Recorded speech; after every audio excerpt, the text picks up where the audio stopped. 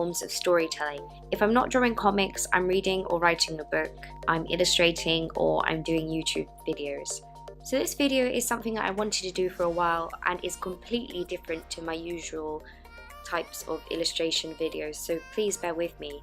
Before we start, I would like to say that this video is not an opinion of mine, and I am simply stating facts and interesting conspiracies that I found online. With that, let's begin. I will be telling you a short conspiracy theory involving an important work of art. So what do Da Vinci, an Arabic prince, and an American president all have in common? Well, stay tuned as I walk you through this theory that has been floating around the conspiracy sphere. Let's start at the beginning. We all know who Da Vinci was, a world-famous artist and inventor. He was an Italian polymath of the Renaissance era, and he did a lot of stuff during his 87 years on our planet. You probably had to study him at one time or another. If you have ever taken an art class, or even if you haven't, his name is probably as well known today as it was back then, I'm sure. His works include Mona Lisa and The Last Supper, just to name a few. Though he wasn't a very prolific artist, he has 20 great masterpieces of work. And though his works often seem genius and mysterious to us, he was actually a very rational person who liked to be educated and reasoned with science.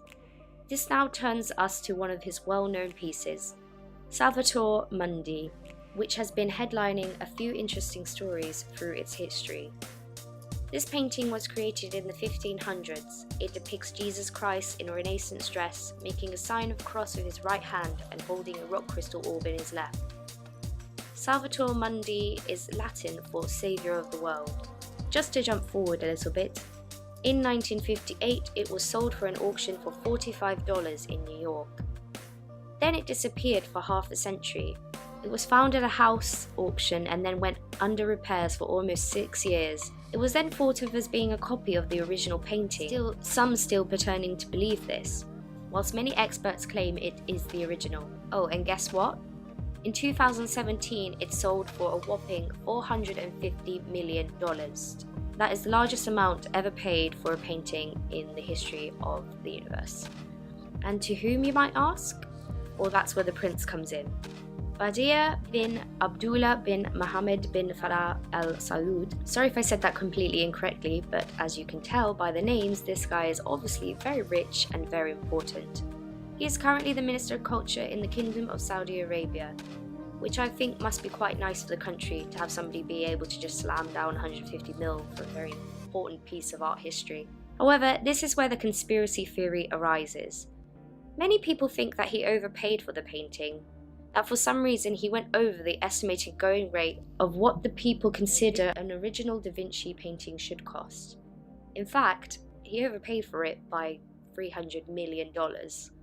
The 500-year-old painting was to take pride and place in the Abu Dhabi Department of Culture and Tourism. But 2 weeks before the unveiling of this piece, the exhibition was indefinitely postponed. Everyone started believing that the painting had been stolen, misplaced, or was missing. A Da Vinci scholar told The Times that nobody outside the immediate Arab hierarchy knows where it is. Now stay with me on this one, but this is where the conspiracy delves deeper.